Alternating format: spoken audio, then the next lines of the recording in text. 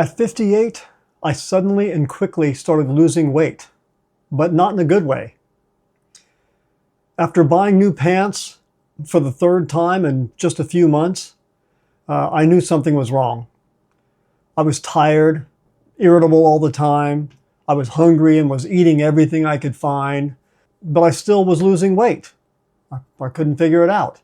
I saw a doctor, had some tests done, and the diagnosis was diabetes. From that point forward, I was no longer considered healthy, and the serious thought of retirement entered my mind for the first time.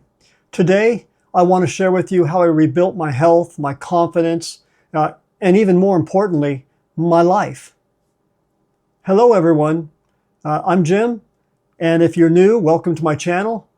Today, I'm going to open up about something that's personal to me, but something I know many people, especially retirees, or those approaching retirement, can relate to. And that is staying healthy and fit while living with a chronic condition like diabetes. Of course, I was diagnosed at 58 after rapid weight loss, and it's something that's not typical for type 2 diabetes. Diabetes is normally associated with weight gain, but in my case, it was just the opposite. And that diagnosis completely changed the whole entire trajectory of my life from that point forward. But it didn't end it. In fact, it made me stronger. And today, I'm going to share my journey, the physical and emotional challenges, how I've learned to maintain and even regain some of the strength I've lost after retirement. When my weight first started dropping, I'll be honest, I didn't think much of it. I thought maybe I was just getting lucky, finally getting rid of that last little bit of body fat around my tummy. But I wasn't really trying at the time. I mean, I exercised regularly. It was a normal thing for me. But then the fatigue started, the thirst, the mental fog, irritability, something wasn't right. By the time I got checked, my glucose levels were beyond what the charts could show. All they had was an arrow. And the doctor confirmed, of course, it was diabetes, and I was immediately put on insulin. So I had to take insulin shots every day for the first 3 or 4 months that I had diabetes, and that was just to get it under control. It had gotten that far. They said my blood was like syrup. And I'm sure there's others that can relate because I was otherwise healthy. This came as a complete shock to me. And hearing that word, diabetes, at nearly 60 years old, it hits differently. You start to think about the future. You start to think about your independence, your health, your family. And when you're already nearing retirement age, there's that fear. Is this it? Is this the start of my decline? Is this the best I'll ever get? Am I on my way out? But that's not where the story ends. That's actually where the story begins. One of the biggest challenges that I had after my diagnosis was the muscle I lost during that rapid weight loss. Anyone who's gone through extreme weight loss, intentional or not, it doesn't just take fat. It takes muscle and strength as well. And as you get older, it's harder to get back.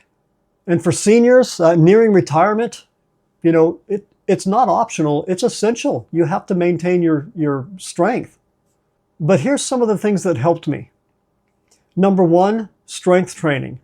Not just any strength training, smart strength training. One of the things I did is, you don't have to lift like a bodybuilder.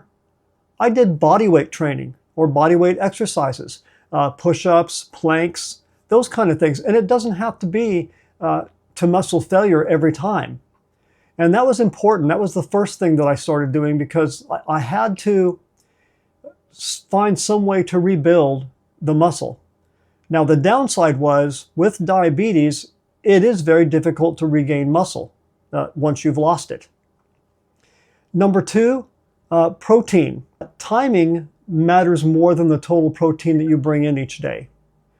Taking a little bit with each meal, making sure you either supplement with protein powder or have a protein with each meal is more important than having a big glass of protein at the end of the day.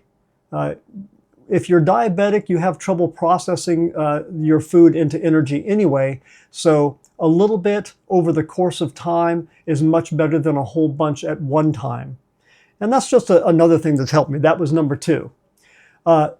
Third thing is, and some people will understand this if they've gone through the same thing, but tracking blood glucose, in and around meals and in and around exercise. That was very difficult for me because every time that you want to track your blood glucose, of course, you have to stick your finger. Towards the end of the day, you can be running out of fingers to stick. Now, I was declined or denied, if you will, a continuous glucose monitor because even though the doctor felt like it may be a great thing for me to help manage my diabetes, because I was doing a good job managing on my own, but I was declined that device because I'm on TRICARE, and TRICARE works like a social medicine program. They would only allow a continuous glucose monitor if I was insulin dependent, which, in my opinion, kind of defeats the whole purpose of trying to use it to manage your diabetes as a tool. But that's a whole nother story. And then the fourth one, consistency is more important than intensity. Now, don't get down on yourself. If you miss a workout, that's okay. You can make it up later, but you don't make 2 workouts in a day because you missed one the day before. Just continue where you left off.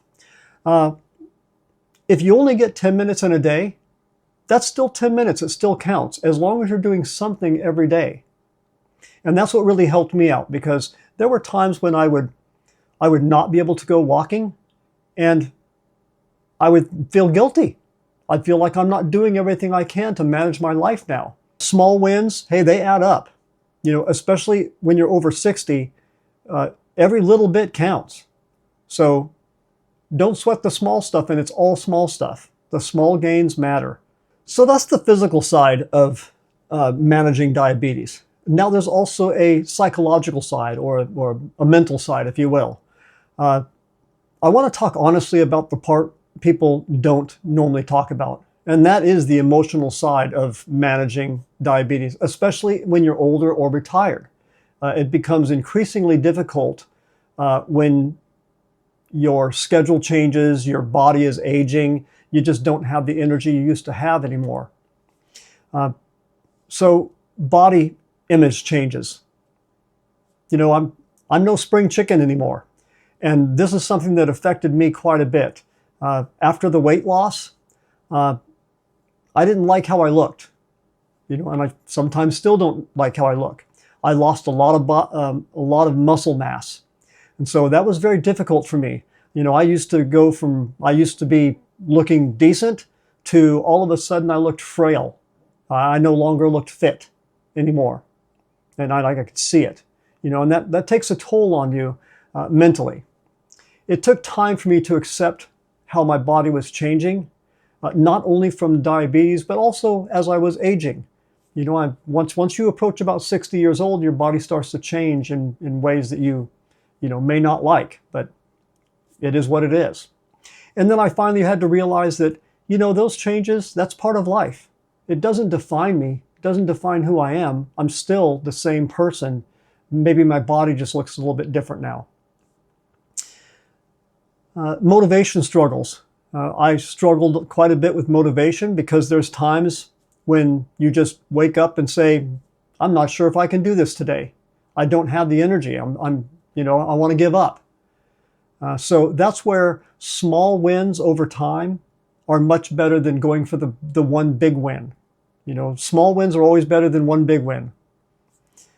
But other days, it's like I've got motivation. So I try to take the good with the bad. If you don't have motivation, well, don't get down on yourself about it. Just move on to the next day. Intimacy and personal relationships. Nobody likes to talk about this, but those kind of things do suffer. And it can wreak havoc on your mind. There are certain changes that your body goes through as you age, and diabetes seems to accelerate those changes. Loss of socialization, loss of libido. You know, the medications that you take, they can cause a lot of side effects. They put me on Jardiance one time, and I realized I was allergic to it. I had to go to the hospital because they gave me a new medication that I found out I was allergic to. So I want to let others know that over time it doesn't feel normal, but these are normal. These are normal emotions. They're normal changes that your body is going to go through. That was a very difficult thing for me to deal with, but it is navigable. Navigable? It is, you can deal with it. And then, of course, mental health goes right along with the relationships and intimacy. Mental health matters. You know, diabetes burnout is real, and anxiety is real. You know, every day I wake up and I think to myself, I am no longer considered healthy. You know, my wife and I did a test, and it talked about your healthy lifespan. That one diagnosis of diabetes, my healthy lifespan is now 0. You know, 0 years. So I no longer have a healthy life available to me. But that doesn't mean I can't live a full life. So I try to separate the two, and I think it would be great, even though it's difficult. It does help if you can say, you know, I may not be as healthy as I should be, but I'm as healthy as I can be due to the circumstances that I'm in. Remember that if you're feeling anxiety, it's not a sign of weakness. You know, it's okay to ask for support. It's okay to talk to people and reach out. There are groups out there specifically for diabetics. I haven't seen any specifically for aging folks with diabetics, but they're out there. And I'm putting this out into the YouTube world right now to know that if you're watching this, you have some place to go. Leave a comment. You know, we'll discuss this. There are ways around it. It was a battle, but I feel like even though the war is not won, I've won some battles, and I want to see others win those battles as well. So it's okay to reach out and ask for support. Now, with all this talk of struggles, I know it may seem disheartening. Over time, I did start to gain my strength. I got serious about nutrition. I had to do that right away. I learned about how my body responds to stress, sleep, and exercise. And most importantly, I stopped seeing diabetes as a punishment and started seeing it as a wake-up call. This is my life. Good or bad, this is the life I have, and I'm going to keep on living it. My numbers improved. Compared to what it was before I was diagnosed, I've regained a lot. So there's hope out there that you can make a comeback. And step by step, I started rebuilding, at least in part, thought I had lost. So again, a little bit of positivity in this. So if you're living with diabetes or any chronic condition and you're stepping into retirement, in my case, partially because I was living with diabetes, or maybe you got this diagnosis after you retired, wondering what comes next, well, you want to hear this. Keep in mind that you are not too old to change. You're not too far gone to get healthy. Your life does not end with this diagnosis. It may change, but it does not end. And of course, my journey, like anybody else's, it's not perfect, but it's progress, and I'll take that. And if I can rebuild after the rapid weight loss that I had, the diabetes diagnosis, and all the psychological challenges that came with it, I know that you can too.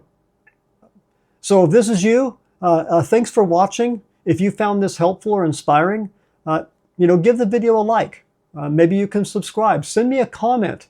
I'm always open and I will respond to comments. And thank you once again. Until next time, see ya.